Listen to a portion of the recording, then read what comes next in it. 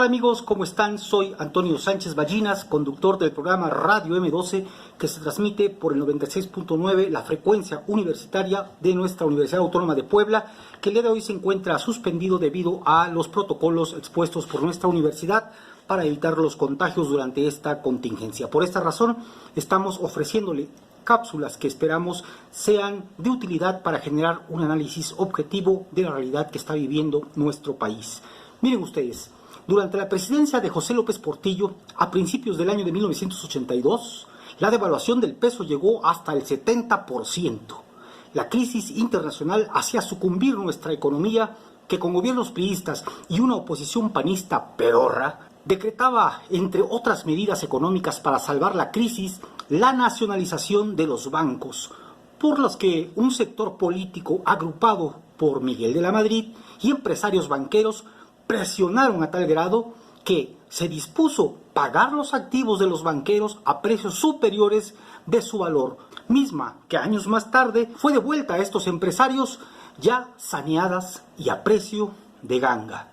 En tanto, los empresarios de diversos sectores productivos en tales circunstancias especulaban, revendían, transaban, lo que generó en nuestro país que 85.7% de la población viviera, aunque usted no lo crea, en la pobreza. Esto de acuerdo a los datos de población correspondientes a las proyecciones realizadas por la CONAPO en mayo del 2003. Para el sexenio de Miguel de la Madrid, se volvía a escuchar que era prioritario combatir la pobreza del pueblo mexicano, que tenía una inflación del 100% anual y una pobreza que no disminuía. De la Madrid inicia una apertura económica que beneficia a los empresarios nuevamente, con la idea de que estos eran la llave maestra para el progreso.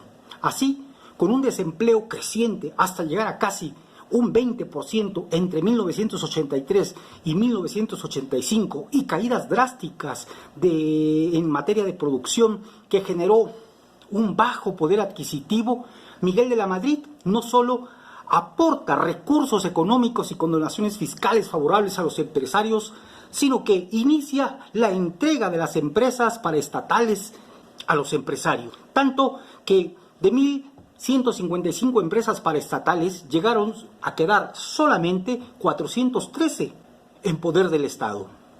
Al final de su sexenio, José López Portillo tenía una pésima recaudación fiscal que indirectamente favorecía a los empresarios.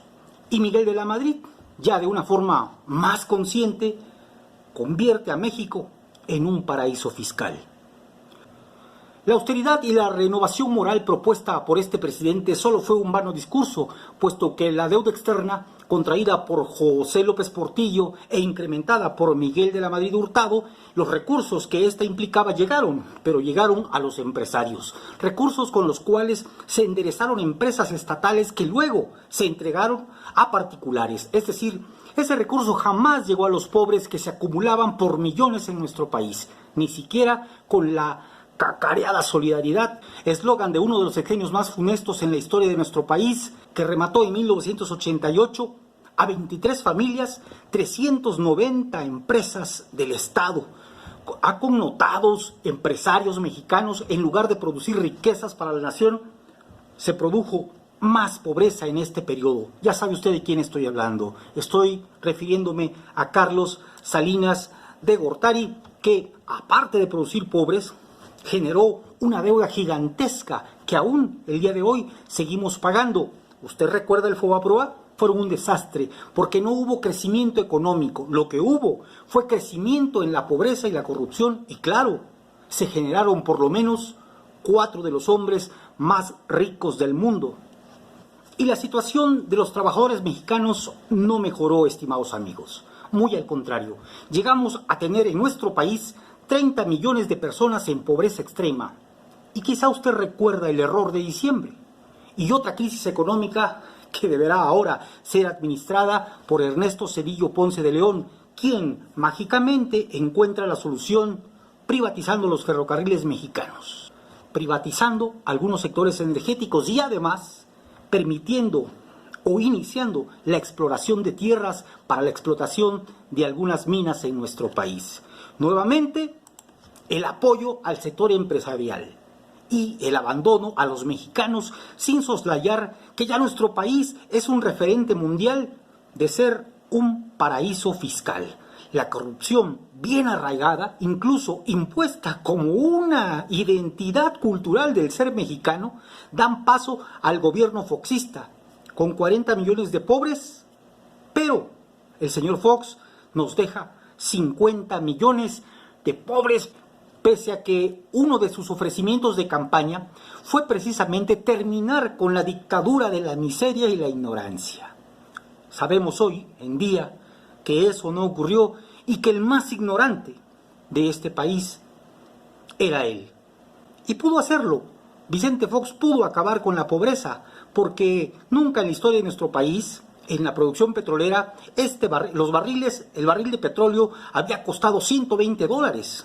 Teníamos recursos económicos, pero hoy nadie sabe dónde diablos está ese dinero. En este periodo, las empresas transnacionales se anclan en nuestro país con grandes beneficios fiscales, condonaciones, exenciones de pago, entre otras linduras. Y en este contexto, nuestro país está ya entregado. El Estado mexicano tiene ya completo el tono neoliberal y sin más trabajo social que realizar, sus estructuras armadas son utilizadas por el señor Calderón, que ve en la guerra contra el narcotráfico un gran negocio y por ahí le da. Iniciamos en esta etapa de Felipe Calderón Hinojosa un narco gobierno empresarial que se llena de sangre mientras los pobres siguen creciendo, los trabajadores son olvidados y se van desmantelando sus estructuras de defensa, como los sindicatos que son corrompidos o deshechos por la fuerza, y tenemos ya más de 50 millones de mexicanos en extrema pobreza y la cantidad creciendo. Así llegamos, estimados amigos, a Peña Nieto. Historia que usted ya conoce muy bien, con un gobierno que dio al traste con la paciencia de los mexicanos, circunstancia que abrió la puerta al gobierno de Andrés Manuel López Obrador, que hoy plantea hacer las cosas de otra manera. Los empresarios no quieren eso. Quieren que la historia se repita, que sea lo mismo que los sexenios anteriores, desde 1977, que nos endeudemos, que se rescate a los empresarios, que se priorice por un sistema productivo que nunca ha beneficiado al pueblo mexicano. Y yo me pregunto, ¿por qué? ¿Por qué ellos deben llevar la voz cantante? ¿Por qué los empresarios deben decidir el futuro de más de 100 millones de mexicanos? Si ya vimos que son corruptos, voraces y ventajosos, y créanme, tienen en su haber la ejecución de todos los pecados capitales en este país. No más. Hoy tenemos un gobierno que piensa por lo menos un poco en el pueblo, pero desde mi perspectiva no basta. Es necesario que el amor que dice AMLO tenerle a los mexicanos se traduzca no solo en ayuda económica, sino en legislaciones que otorguen garantías laborales justas. Y ya es hora que los legisladores de Morena, ese partido por el cual votaron millones de mexicanos, empiecen a generar reformas que puedan beneficiar verdaderamente al trabajador. Ya basta, ya no es suficiente escuchar a esos políticos de la vieja izquierda, esos políticos que están en el PT, en Morena y en otros sectores. Ya basta de que estén diciendo o planteando solamente que el sistema neoliberal es malo. Es necesario que estos políticos ya empiecen a actuar en favor de los trabajadores. Porque de lengua nos podemos comer muchos platos. Soy Antonio Sánchez Ballinas. Pórtese mal. Cuídese bien. Nos vemos en la próxima cápsula.